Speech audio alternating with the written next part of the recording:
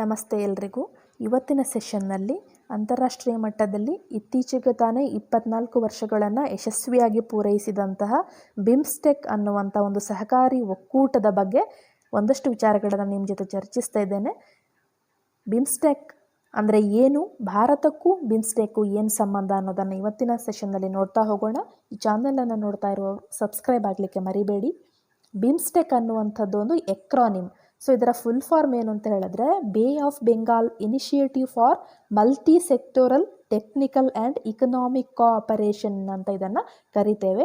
So ಈ ಚಿತ್ರದಲ್ಲಿ ನೀವು ನೋಡಿರ್ಬೋದು, ಬೇ ಆಫ್ ಬೆಂಗಾಲ್, ಬಂಗಾಳ ಕೊಲ್ಲಿಯ ಆಸ್ಪಾಸ್ನಲ್ಲಿರುವಂಥ ಎಲ್ಲ ರಾಷ್ಟ್ರಗಳು ಈ ಬಿಮ್ಸ್ಟೆಕ್ನ ಸದಸ್ಯತ್ವವನ್ನು ಪಡ್ಕೊಂಡಿದೆ. ಶ್ರೀಲಂಕಾ, ಇಂಡಿಯಾ, ನೇಪಾಳ್, ಬಾಂಗ್ಲಾದೇಶ್, ಭೂತಾನ್, ಮ್ಯಾನ್ಮಾರ್ ಮತ್ತು ಥೈಲ್ಯಾಂಡ್. ಸೊ ಇದೊಂದು ಅತಿ ದೊಡ್ಡ ಅಂತಾರಾಷ್ಟ್ರೀಯ ಸಂಘಟನೆ ಅನ್ನೋದರಲ್ಲಿ ಏನು ಆಶ್ಚರ್ಯ ಇಲ್ಲ. ಯಾಕಂದರೆ ಇದರ ಒಟ್ಟು ಜನಸಂಖ್ಯೆಯೇ ಸುಮಾರು 1.25 ಬಿಲಿಯನ್ನಷ್ಟು ಜನಸಂಖ್ಯೆಯನ್ನು ಹೊಂದಿದೆ. ಇದರ GDP ನೋಡೋದಾಗಿದ್ರೆ ಹತ್ರ 4 ಟ್ರಿಲಿಯನ್ US$ ಅಷ್ಟು GDP ಇದು ಹೊಂದಿರುವಂಥದ್ದು. ಹಾಗಾಗಿ ಅಂತಾರಾಷ್ಟ್ರೀಯ ಮಟ್ಟದಲ್ಲಿ ಒಂದು ಪ್ರಬಲ ಸಂಘಟನೆ ಅಂತ ಇದನ್ನು ನಾವು ಕರಿಬೋದು. ಇದು ಯಾವಾಗ ಹುಟ್ಕೊಳ್ತು ಅಂತ ನಾವು ನೋಡೋದಾಗಿದ್ರೆ, so it's a regional multilateral organisation established on June 6, 1997 in Bangkok. 1997ರಲ್ಲಿ ಬ್ಯಾಂಕಾಕ್ನಲ್ಲಿ ನಡೆದಂಥ ಒಂದು ಬ್ಯಾಂಕಾಕ್ ಡಿಕ್ಲರೇಷನ್ನ ಮೂಲಕ ಈ ಒಕ್ಕೂಟ ಸ್ಥಾಪನೆ ಆಗುತ್ತೆ. ಸೊ ಮೊದಲಿಗೆ ಇದನ್ನು ಬಿಸ್ಟೆಕ್ ಅಂತ ಕರಿತಾ ಇದ್ರು. ಬಾಂಗ್ಲಾದೇಶ್, ಇಂಡಿಯಾ, ಶ್ರೀಲಂಕಾ ಮತ್ತು ಥೈಲ್ಯಾಂಡ್ನ ಒಂದು ಇಕನಾಮಿಕ್ ಕೋಆಪರೇಷನ್ ಇದು ಅಂತ ಇದನ್ನು ಕರಿತಾ ಇದ್ರು. ಅದಾದಮೇಲೆ ಮ್ಯಾನ್ಮಾರ್ ಈ ಸಂಘಟನೆಗೆ ಜಾಯ್ನ್ ಆಗುತ್ತೆ. ಬಿಮ್ಸ್ಟೆಕ್ ಅಂತ ಅದನ್ನು ರೀಪ್ಲೇಸ್ ಮಾಡಲಾಗುತ್ತೆ. ಸೊ ನೇಪಾಳ್ ಮತ್ತು ಭೂತಾನ್ ಈ ಸಂಘಟನೆಗೆ ಸೇರಿಕೊಂಡ ಮೇಲೆ ಇದನ್ನು 2004ನೇ ಇಸವಿಯಲ್ಲಿ ಬಿಮ್ಸ್ಟೆಕ್ ಅಂತ ಕರೀಲಿಕ್ಕೆ ಶುರು ಮಾಡಿದ್ವಿ. ಸೊ ಇದರ ಪರ್ಮನೆಂಟ್ ಸೆಕ್ರೆಟರಿಯೇಟ್ ಬಾಂಗ್ಲಾದೇಶದ ಢಾಕಾದಲ್ಲಿರುವಂಥದ್ದು. ಇದರ ಬಹುಪಾಲು ಖರ್ಚು ವೆಚ್ಚಗಳನ್ನೆಲ್ಲ ಭಾರತವನ್ನೇ ನೋಡಿಕೊಂಡಿದೆ. ಸೊ 2014ರಲ್ಲಿ ಈ ಸೆಕ್ರೆಟರಿಯೇಟ್ ಅಲ್ಲಿ ಓಪನ್ ಆಗಿದೆ. ಸೊ ಇದರ ಪ್ರೆಸಿಡೆಂಟ್ಶಿಪ್ ಅಥವಾ ಚೇರ್ಮನ್ಶಿಪ್ ರೊಟೇಷನ್ ಮಾದರಿಯಲ್ಲಿ ನಡೀತಾ ಇರುವಂಥದ್ದು ಆಲ್ಫಾಬೆಟಿಕಲ್ ಆರ್ಡರಲ್ಲಿ. ಸೊ ಇವಾಗ ಇದರ ಚೇರ್ಮನ್ಶಿಪ್ ಸಿಕ್ಕಿರುವಂಥದ್ದು ಶ್ರೀಲಂಕಾಕ್ಕೆ. ಈ ವರ್ಷ ಅಥವಾ ಮುಂದಿನ ವರ್ಷ 5ನೇ ಬಿಮ್ಸ್ಟೆಕ್ ಸಮ್ಮಿಟ್ ಕೂಡ ನಡೆಯುವಂಥ ಸಾಧ್ಯತೆ ಇಲ್ಲಿ ಇರೋದನ್ನು ನಾವು ಗಮನಿಸಬಹುದು. ಸೊ ಇದರ ಮೆಂಬರ್ಶಿಪ್ ಎಲ್ಲ ಹೇಗಿದೆ ಅಂತ ನಾವು ಒಂದು ನೋಡ್ತಾ ಬರೋದಾಗಿದ್ರೆ, ಇದೊಂದು ಲಿಟೋರಲ್ ಅಥವಾ adjacent areas of bay of ಬೆಂಗಾಲ್ನ ಹತ್ರ ಇರೋದ್ರಿಂದ ಭಾರತಕ್ಕೆ ಇದರಿಂದ ಅತಿ ಹೆಚ್ಚಿನ ಅನುಕೂಲವೂ ಇದೆ. ಸೊ ಇಲ್ಲಿ ಇರುವಂಥ 7 ಮೆಂಬರ್ಗಳಲ್ಲಿ 5 ಮೆಂಬರ್ಗಳು ಸೌತ್ ಏಷ್ಯಾದವರೇ ಆಗಿರುವಂಥದ್ದು. ಬಾಂಗ್ಲಾದೇಶ್, ಭೂತಾನ್, ಇಂಡಿಯಾ, ನೇಪಾಳ್ ಮತ್ತು ಶ್ರೀಲಂಕಾ. ಇನ್ನು ಉಳಿದ 2 ರಾಷ್ಟ್ರಗಳು ಸೌತ್ ಈಸ್ಟ್ ಏಷ್ಯಾದಿಂದ ಬಂದಿರುವಂಥದ್ದು, ಮ್ಯಾನ್ಮಾರ್ ಮತ್ತು ಥೈಲ್ಯಾಂಡ್. ಸೊ ಬಂಗಾಳ ಕೊಲ್ಲಿಯ ಆಸ್ಪಾಸ್ನಲ್ಲಿರುವಂಥ ಎಲ್ಲ ರಾಷ್ಟ್ರಗಳು ಕೂಡ ಬಿಮ್ಸ್ಟೆಕ್ನ ಒಂದು ಸದಸ್ಯ ರಾಷ್ಟ್ರಗಳಾಗಿರೋದ್ರಿಂದ, ಮತ್ತು ಇದು ಹಿಮಾಲಯ ಪರ್ವತದಿಂದ ಬಂಗಾಳ ಕೊಲ್ಲಿಯವರೆಗೂ ಕೂಡ ಒಂದು ಅತ್ಯುತ್ತಮವಾದ ಸಹಕಾರಿ ಸಂಘಟನೆಯಾಗಿ ರೂಪುಗೊಳ್ಳುವತ್ತ ದಾಪುಗಾಲು ಇರೋದ್ರಿಂದ ಭಾರತಕ್ಕೆ ಇಲ್ಲಿ ಅತಿ ಹೆಚ್ಚಿನ ಅನುಕೂಲ ಇರೋದನ್ನು ನಾವಿಲ್ಲಿ ಗಮನಿಸಬಹುದು. ಸೊ ಇದರ ಏಮ್ ಏನು ಅಂತ ನಾವು ನೋಡ್ತಾ ಹೋಗೋದಾಗಿದ್ರೆ, ಪ್ರಮುಖವಾಗಿ 3 ಅಂಶಗಳನ್ನು ನಾವಿಲ್ಲಿ ಗಮನಿಸಬಹುದು. To create an enabling environment for rapid economic development, ಶೀಘ್ರಗತಿಯ ಆರ್ಥಿಕ ಅಭಿವೃದ್ಧಿಗೆ ಒಂದು ಅತ್ಯುತ್ತಮವಾದ ಪರಿಸರವನ್ನು ಸೃಷ್ಟಿ ಮಾಡಿಕೊಳ್ಳುವಂಥ ಒಂದು ಗುರಿಯನ್ನು ಇಟ್ಕೊಂಡು ಈ ಬಿಮ್ಸ್ಟೆಕ್ ಅನ್ನುವಂಥ ಸಂಘಟನೆ ವಿಶ್ವದಲ್ಲಿ ಸ್ಥಾಪನೆಯಾಗಿದೆ. ಮತ್ತು ಆಕ್ಸಲರೇಟ್ ಸೋಷಿಯಲ್ ಪ್ರೋಗ್ರೆಸ್, ಸಾಮಾಜಿಕ ಪ್ರಗತಿಯನ್ನು ಸಾಧಿಸಲಿಕ್ಕೆ ಕೂಡ ಈ ಸಂಘಟನೆ ಪೂರಕವಾಗಿ ಕೆಲಸವನ್ನು ನಿರ್ವಹಣೆ ಮಾಡಲಿಕ್ಕಿದೆ. 3ನೇದಾಗಿ promote collaboration on matters of common interest in the region. Bay of Bengal ರೀಜಿಯನ್ನಲ್ಲಿರುವಂಥ ಒಂದು ಸಾಮೂಹಿಕ ಹಿತಾಸಕ್ತಿಯ ಅನುಗುಣವಾಗಿ ಅಲ್ಲಿ ಕೆಲಸ ಕಾರ್ಯಗಳನ್ನು ನಿರ್ವಹಿಸಲಿಕ್ಕೆ ಎಲ್ಲ ರಾಷ್ಟ್ರಗಳು ಸಹಕಾರಿಯುತವಾಗಿ ಕೆಲಸ ಮಾಡುವಂಥ ಗುರಿಯನ್ನು ಇಟ್ಕೊಂಡು ಈ ಸಂಘಟನೆ ಇಲ್ಲಿ ಸ್ಥಾಪನೆಯಾಗಿರುವಂಥದ್ದನ್ನು ನೋಡ್ಬೋದು. ಸೊ ಹಾಗಾಗಿ ಇದು ಯಾವುದೇ ರೀತಿಯ ಮಿಲಿಟರಿ ಸಂಘಟನೆ ಅಲ್ಲ. ಇದು ಕೇವಲ ಸಾಮಾಜಿಕ, ಆರ್ಥಿಕ, ಸಾಂಸ್ಕೃತಿಕ ಸಂಬಂಧಗಳನ್ನು ಸುಧಾರಿಸಲಿಕ್ಕಾಗಿ ಈ ರೀಜನಲ್ಲಿ ಹುಟ್ಕೊಂಡಿರುವಂಥ ಒಂದು ಒಕ್ಕೂಟ ಅಂತ ಹೇಳಿ ನಾವು ಇದನ್ನು ಕರಿಬಹುದು. ಇನ್ನು ಪ್ರಿನ್ಸಿಪಲ್ಸ್ ಏನು ಅಂತ ನಾವು ನೋಡ್ತಾ ಹೋಗೋದಾಗಿದ್ರೆ, ಬಿಮ್ಸ್ಟೆಕ್ನ ಒಂದು ಪ್ರಮುಖವಾದ ತತ್ವಗಳು ಈ ರೀತಿ ಇದೆ. ಸಾವರಿನ್ ಈಕ್ವಾಲಿಟಿ, ಸೊ ಸಮಾನತೆಯ ತತ್ವದ ಮೇಲೆ ಎಲ್ಲ ರಾಷ್ಟ್ರಗಳು ಇಲ್ಲಿ ಕೆಲಸ ಮಾಡ್ತವೆ. ಅದೇ ರೀತಿ ಟೆರಿಟೋರಿಯಲ್ ಇಂಟೆಗ್ರಿಟಿ, ಪ್ರಾದೇಶಿಕ ಒಂದು ಐಕ್ಯತೆಯನ್ನು ಕಾಪಾಡುವುದು ಕೂಡ ಈ ರಾಷ್ಟ್ರಗಳ ಹೊಣೆಗಾರಿಕೆಯಾಗಿರುವಂಥದ್ದು.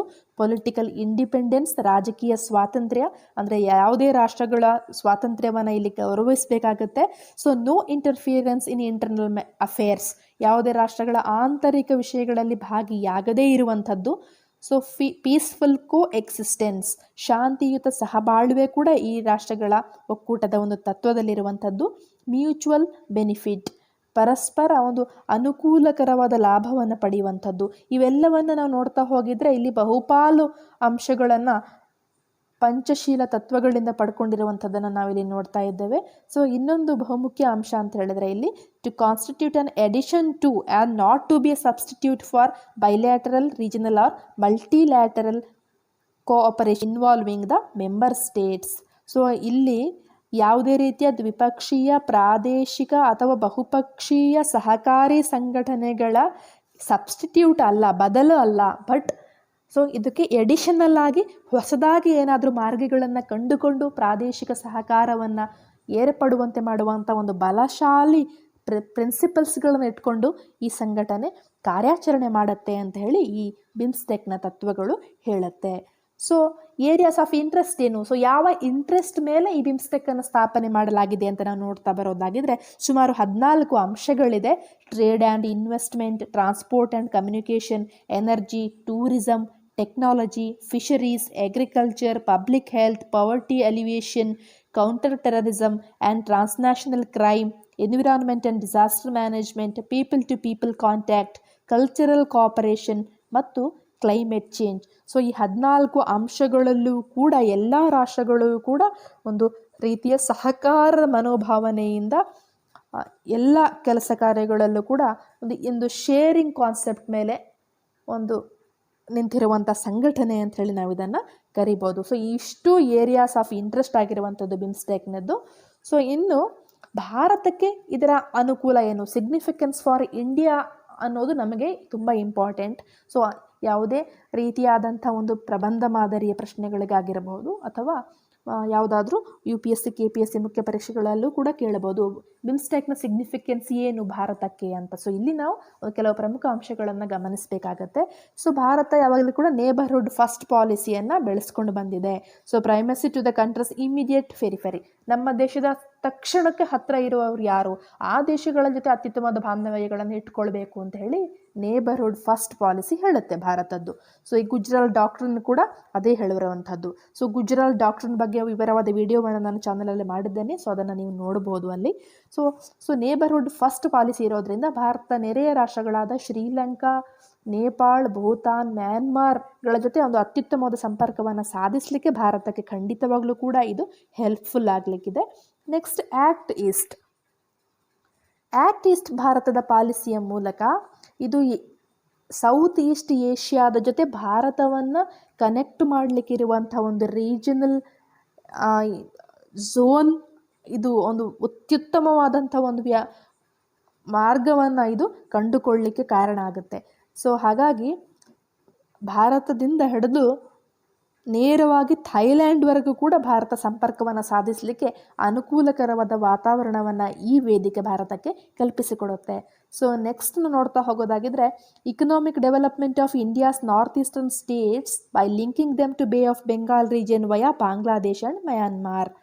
ಸೊ ಭಾರತದಲ್ಲಿ ಇರುವಂಥ ನಾರ್ತ್ ಈಸ್ಟರ್ನ್ ಸ್ಟೇಟ್ಸ್ಗಳ ಸಂಪೂರ್ಣ ಅಭಿವೃದ್ಧಿ ಕೂಡ ಇದನ್ನು ಸಾಧಿಸಿದಾಗುತ್ತೆ. ಸೊ ಹೇಗಂತ ಹೇಳಿದ್ರೆ, ಸೊ ಆ ಬೇ ಆಫ್ ಬೆಂಗಾಲ್ ರೀಜನ್ನನ್ನು ಬಾಂಗ್ಲಾದೇಶ ಮತ್ತು ಮ್ಯಾನ್ಮಾರ್ಗಳ ಮೂಲಕ ಕನೆಕ್ಟ್ ಮಾಡೋದ್ರಿಂದ, ಆ ರೀಜನ್ನ ಮೂಲಕ ಹಾದು ಹೋಗೋದ್ರಿಂದ ಅತ್ಯುತ್ತಮವಾದ ಸಂಪರ್ಕ ವ್ಯವಸ್ಥೆ ಕಲ್ಪಿಸಲಿಕ್ಕೆ ಅಲ್ಲಿ ಒಂದು ವಾತಾವರಣ ಇರೋದ್ರಿಂದ ನಾರ್ತ್ ಈಸ್ಟ್ ರೀಜನ್ ಡೆವಲಪ್ ಆಗುವ ಸಾಧ್ಯತೆ ಹೆಚ್ಚಾಗಿರುತ್ತೆ. ಸೊ ನೆಕ್ಸ್ಟ್ ನಾವು ನೋಡೋದಾಗಿದೆ, ತುಂಬಾ ಇಂಪಾರ್ಟೆಂಟ್ ಪಾಯಿಂಟ್ ಇದು. Allows India to counter China's influence in countries around the bay of Bengal, especially its belt and road initiative. ಇದು ಬಹಳ ಮುಖ್ಯವಾದಂಥ ಒಂದು ಅಂಶ. ಬಂಗಾಳ ಕೊಲ್ಲಿಯ ಆಸ್ಪಾಸ್ನಲ್ಲಿ ಚೀನಾದ ಇನ್ಫ್ಲುಯೆನ್ಸ್, ಚೀನಾದ ಪ್ರಭಾವವನ್ನು ತಡೆಗಟ್ಟಲಿಕ್ಕೆ ಈ ಬಿಮ್ಸ್ಟೆಕ್ ಯಶಸ್ವಿಯಾಗಿ ಕೆಲಸ ಮಾಡಬಹುದು ಅನ್ನೋ ಒಂದು ಯೋಚನೆಯನ್ನು ನಾವಿಲ್ಲಿ ಮಾಡಬಹುದು. ಯಾಕಂತ ಹೇಳಿದ್ರೆ ಬೆಲ್ಟ್ ಆ್ಯಂಡ್ ರೋಡ್ ಇನಿಷಿಯೇಟಿವ್ ಮೂಲಕ ಭಾರತವನ್ನು ಹಂತ ಹಂತವಾಗಿ ಸುತ್ತುವರಿಯುವಂಥ ಪ್ರಯತ್ನ, ಭಾರತವನ್ನು ಕಂಟೈನ್ ಮಾಡುವ ಪ್ರಯತ್ನವನ್ನು ಚೀನಾ ಬಹುಕಾಲದಿಂದಲೂ ಮಾಡ್ತಾ ಇದೆ. ಸೊ ಹಾಗಾಗಿ ಭಾರತ ಬಿಮ್ಸ್ಟೆಕ್ಕನ್ನು ಒಂದು ಯಶಸ್ವಿ ವೇದಿಕೆಯಾಗಿ ಉಪಯೋಗಿಸಿಕೊಳ್ಳುವುದರಿಂದ ಬಂಗಾಳ ಕೊಲ್ಲಿಯಲ್ಲಿ ಚೀನಾದಿಂದ ಆಗುವಂಥ ಒಂದು ಅಪಾಯವನ್ನು ತಪ್ಪಿಸಲಿಕ್ಕೆ ಈ ವೇದಿಕೆಯನ್ನು ಬಳಸಿಕೊಳ್ಳಲಿಕ್ಕೆ ಸಾಧ್ಯತೆ ಇದೆ ಅಂತ ಹೇಳಿ ಇಲ್ಲಿ ನಾವು ತಿಳ್ಕೊಳ್ಬಹುದು. ಬಟ್ ಆ ನಿಟ್ಟಿನಲ್ಲಿ ಅತಿ ಹೆಚ್ಚಿನ ಕೆಲಸವನ್ನು ಭಾರತ ಮಾಡಬೇಕಾಗತ್ತೆ. ಯಾಕಂತ ಹೇಳಿದ್ರೆ ಮ್ಯಾನ್ಮಾರ್ ಮತ್ತು ಬಾಂಗ್ಲಾದೇಶ ಯಾವುದೇ ಕಾರಣಕ್ಕೂ ಕೂಡ ಚೀನಾಕ್ಕೆ ಸಹಕಾರಯುತವಾಗಿ ಅಲ್ಲಿ ಒಂದು ಸಪೋರ್ಟಿವ್ ಎನ್ವಿರಾನ್ಮೆಂಟನ್ನು ಸೃಷ್ಟಿ ಮಾಡಿ ಕೊಡದ ಹಾಗೆ ಭಾರತ ನೋಡಿಕೊಳ್ಬೇಕು. ಆದರೆ ಅದು ತುಂಬ ಕಷ್ಟಕರವಾಗಿರುವಂಥದ್ದು ಕೂಡ ನಮಗೆ ಇತ್ತೀಚಿನ ದಿನಗಳಲ್ಲಿ ಕಂಡು ಬರುವಂಥದ್ದು. ಸೊ ಒಟ್ಟಿನಲ್ಲಿ ಮುಂದಿನ ದಿನಗಳಲ್ಲಾದರೂ ಪ್ರಯತ್ನ ಪಟ್ಟರೆ ಒಂದು ಬೇ ಆಫ್ ಬೆಂಗಾಲ್ ಝೋನನ್ನು ಪೀಸ್ಫುಲ್ಲಾಗಿ ಚೀನಾ ಹೊರತಾದ ಒಂದು ಝೋನ್ ಆಗಿ ಅದನ್ನು ಮಾಡಬಹುದು. ಸೊ ಇದು ಭಾರತಕ್ಕೆ ಏನು ಕಷ್ಟವಲ್ಲ ಅಂತ ನಾವಿಲ್ಲಿ ನೋಡಬಹುದು. So next, a new platform for India to engage with its neighbours with South Asian Association for Regional Cooperation. So ಸಾರ್ಕ್ನ ಜೊತೆ ಇರುವಂಥ ರಾಷ್ಟ್ರಗಳ ಜೊತೆಗೂ ಅದೇ ರೀತಿ ಬಿಮ್ಸ್ಟೆಕ್ನಲ್ಲಿ ಇರುವಂಥ ರಾಷ್ಟ್ರಗಳ ಜೊತೆಗೂ ಅತ್ಯುತ್ತಮವಾದ ಸಂಬಂಧವನ್ನು ಅಲ್ಲಿ ಏರ್ಪಾಟು ಮಾಡಲಿಕ್ಕೆ ಒಂದು ಈ ವೇದಿಕೆ ಕಾರಣ ಆಗುತ್ತೆ. ಸೊ ಸಾರ್ಕಲ್ಲಿ ನಾವು ನೋಡೋದಾಗಿದ್ರೆ ಅಲ್ಲಿ ಅಫ್ಘಾನಿಸ್ತಾನ್, ಪಾಕಿಸ್ತಾನ್ ಮೆಂಬರ್ಸ್ ಇದ್ದಾರೆ. ಸೊ ಹಾಗಾಗಿ ಎಲ್ಲ ವಿಷಯಗಳಲ್ಲಿ ಮುಕ್ತವಾಗಿ ಚರ್ಚೆ ಮಾಡಲಿಕ್ಕೆ ಭಾರತಕ್ಕೆ ಕಷ್ಟ. ಪಾಕಿಸ್ತಾನ್ ಬಿಮ್ಸ್ಟೆಕಲ್ಲಿ ಇಲ್ಲದೇ ಇರೋದ್ರಿಂದ ಒಂದು ಯಾವುದೇ ರೀತಿಯ ಒತ್ತಡ, ಆತಂಕವಿಲ್ಲದೆ ಆ ಬೇ ಆಫ್ ಬೆಂಗಾಲ್ ರೀಜನ್ನಲ್ಲಿ ಯಶಸ್ವಿಯಾಗಿ ಭಾರತದ ಆರ್ಥಿಕ ಅಥವಾ ಸಾಮಾಜಿಕ, ಸಾಂಸ್ಕೃತಿಕ ಅಭಿವೃದ್ಧಿಗೆ ಕಾರಣವಾಗುವಂಥ ಅಂಶಗಳನ್ನು ಮುಂದಿಟ್ಕೊಂಡು ಆ ಸಮಿಟ್ಗಳಲ್ಲಿ ಚರ್ಚೆ ಮಾಡಬಹುದು. ಆ ಮೂಲಕ ಎಲ್ಲ ರಾಷ್ಟ್ರಗಳ ವಿಶ್ವಾಸವನ್ನು ಭಾರತ ಗಿಟ್ಟಿಸ್ಕೊಳ್ಬೋದು. ಸೊ ಮುಂದಿನ ದಿನಗಳಲ್ಲಿ ಕೇವಲ ದಕ್ಷಿಣ ಏಷ್ಯಾದಲ್ಲೇ ಅಲ್ಲದೇ ಏಷ್ಯಾದಲ್ಲೇ ಭಾರತ ಒಂದು ಪ್ರಬಲ ರಾಷ್ಟ್ರವಾಗಿ ಮೂಡಿ ಬರಲಿಕ್ಕೆ ಈ ಬಿಮ್ಸ್ಟೆಕ್ ವೇದಿಕೆಯನ್ನು ಬಳಸಿಕೊಳ್ಳಲಿಕ್ಕೆ ಭಾರತಕ್ಕೆ ಒಂದು ಅತ್ಯುತ್ತಮವಾದ ಅವಕಾಶ ಇರೋದನ್ನು ನಾವಿಲ್ಲಿ ನೋಡಬಹುದು. ಸೊ ಇವಿಷ್ಟು ಭಾರತಕ್ಕೆ ಬಿಮ್ಸ್ಟೆಕ್ ಏನು ಅಗತ್ಯ ಅಂತ ನಾವು ಇವತ್ತು ತಿಳ್ಕೊಂಡಿದ್ದೇವೆ. ಹಾಗಾಗಿ ನೆಕ್ಸ್ಟ್ ಸೆಷನ್ನಲ್ಲಿ ನಿಮ್ಮನ್ನು ಇನ್ನಷ್ಟು ಹೊಸ ವಿಚಾರಗಳೊಂದಿಗೆ ಭೇಟಿಯಾಗ್ತೇನೆ. ಚಾನೆಲ್ ನೋಡ್ತಾ ಇರುವವರು ಸಬ್ಸ್ಕ್ರೈಬ್ ಆಗಿ. Thank you.